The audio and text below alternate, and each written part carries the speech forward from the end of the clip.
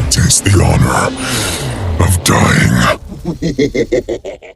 Released in early access May 27, 2025 on the MetaQuest platform by developer and publisher Cybersnake X, with its first major update on August 28, 2025, which brings a new H.P. Lovecraft-inspired world, Plasmaborne, a VR roguelike, which displays its love for the Doom franchise clearly. While not having the Doom budget, this developer utilizes raw passion and drive to create a buttery smooth, intuitive, immersive, and solid experience that's sure to keep fans of the genre entertained and eagerly awaiting its 1.0 release. Thanks to the PR team for the MetaQuest key. Watch the TV series of the Lab Video Game TV in 25 Caribbean countries on Flow One. Download the Stream Blue app to watch us on the go in the Caribbean. Check out the Lab Video Game TV's gaming news every Thursday at 4 p.m. during the Sage Projects on Ontario's Island Radio 101.3 FM and online at cjai.ca. Now let's see how well Plasmaborne makes the grade.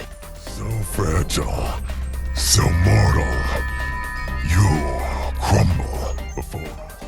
Plasmaborne made its way to number 2, the second roguelike I completed ever. I feel like I'm on a bit of a streak. I'm thinking I may want to give the entire genre a second chance. Go revisit some other roguelikes I gave up on long ago, particularly in VR, or maybe fortune just smiled on me twice in a row. Time will tell.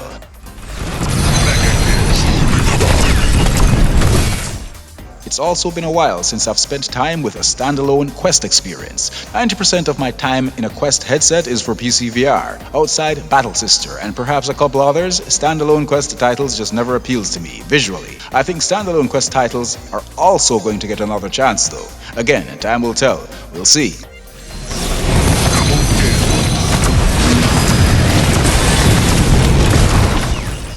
Plasmaborne, like many others in the genre, doesn't have much of a story.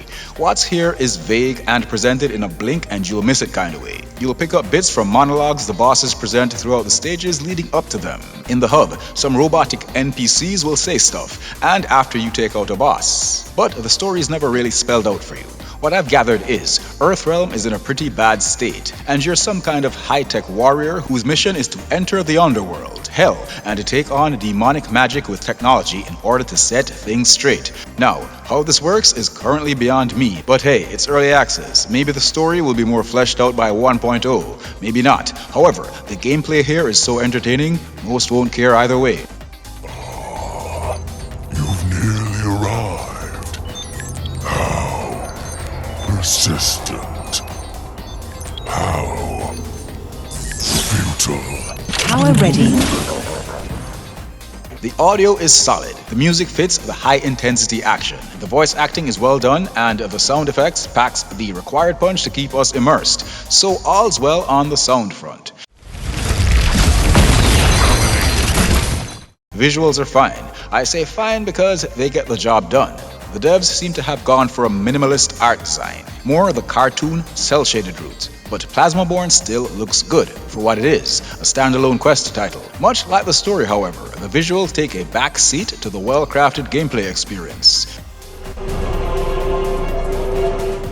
There's also clipping. Yes, if I said it once, I said it perhaps too many times. While not a game breaker, I'll never let clipping slide.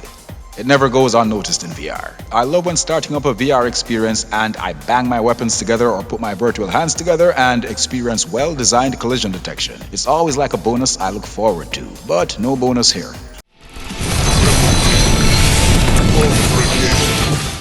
The enemy designs and animations are a treat though. I appreciate the level of detail, especially for the Lovecraftian ones, and I love the death animations. Eyeballs popping, blood splattering, heads and body parts rolling. Yeah, good times.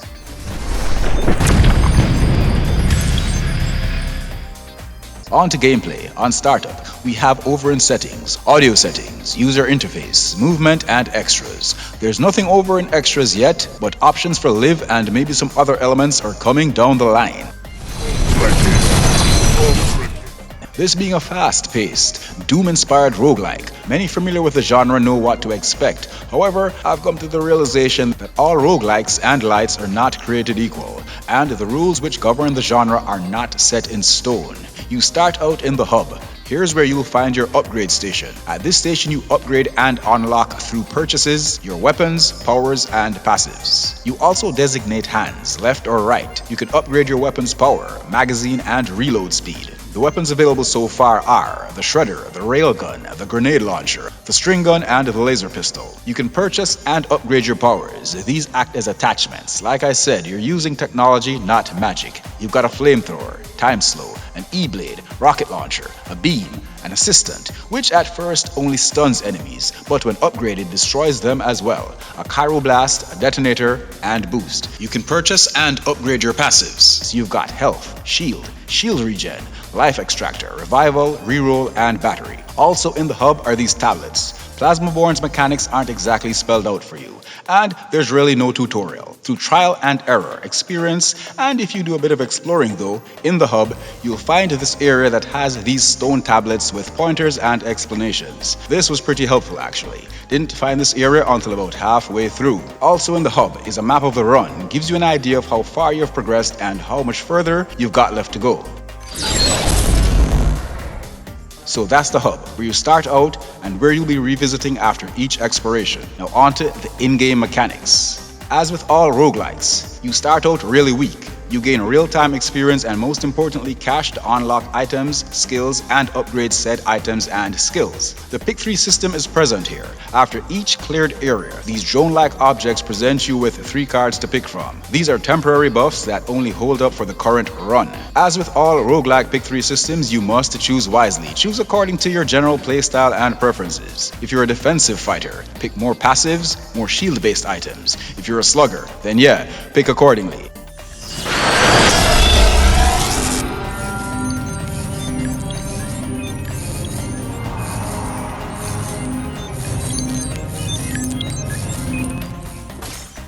Examples of these items that may pop up in these picks are attack drones, marker drones, health and shield drones, weapon buffs, shield mods, and temporary invincibility.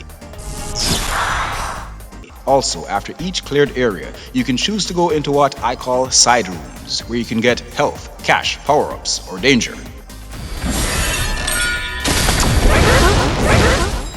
The enemy variety is pretty solid. Currently, there are only 2 worlds available in this early access build, but the variety is impressive. The first world is primarily arachnid infested with some other oddities. The second is inspired by H.P. Lovecraft, so expect your horrific abominations and Cthulhu shrines and sculptures. Lanfear knows no defeat. Even she avoids life. All the enemies are well designed with their own unique attack patterns, strengths, and weaknesses. There are also only 2 bosses available. Bosses are quite easily dispatched once you've powered up enough though, but I suppose that's a given for the genre.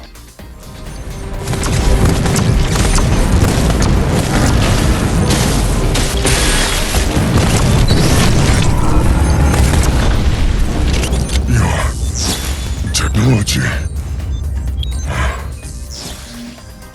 Leveling up and feeling that power rush doesn't take too many runs. Once you understand the mechanics at play, find the weapons, powers, and passives combos that serve you the best. You'll be rolling through these 2 worlds and bosses pretty easily, which for this particular experience is even more understandable and acceptable than even other roguelikes. This is heavily Doom inspired like I said, and if you have any experience with modern Doom games, you'll know they're not that tough. They're created to give you that unstoppable, nearly invulnerable feeling.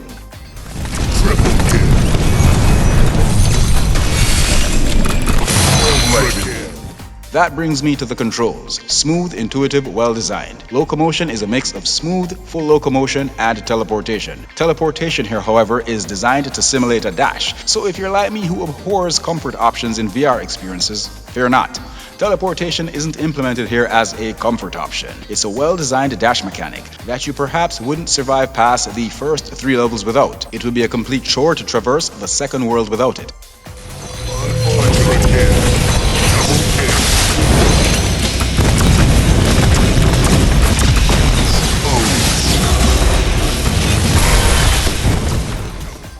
So to wrap this up, Plasmaborne is a well-designed VR roguelike experience that clearly knows what it wants to be. No identity crisis here, no delusions. It's a quick, so far short, pick up and play, straight to the point, tunnel-visioned experience. You're not here for an epic story, not here to solve mind-bending puzzles, not here to fall in love with made-up virtual characters. As a matter of fact, like I said regarding the story, you may get in and out of this experience never really knowing what you were here for in the first place. Just hop in, gear up, slaughter demons, get out, and wait eagerly for the 1.0 release. And because of how accessible the entire experience is, if you're into replaying the same experiences over and over, Plasmaborne has replayability written all over it. A beautiful power rush. Thanks again to the PR team for the MetaQuest key. Insufficient energy.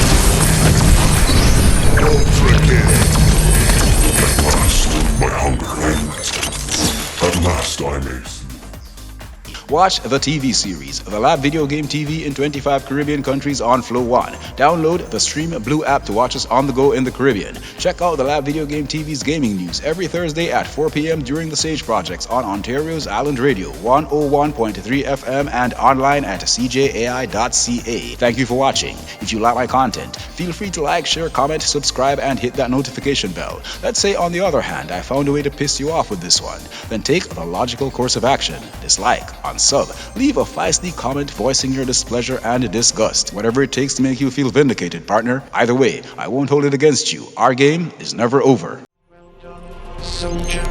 From here on out, it's uncharted territory. You stand humanity's fighting frontier now. Proceed the mission. Glory to mankind.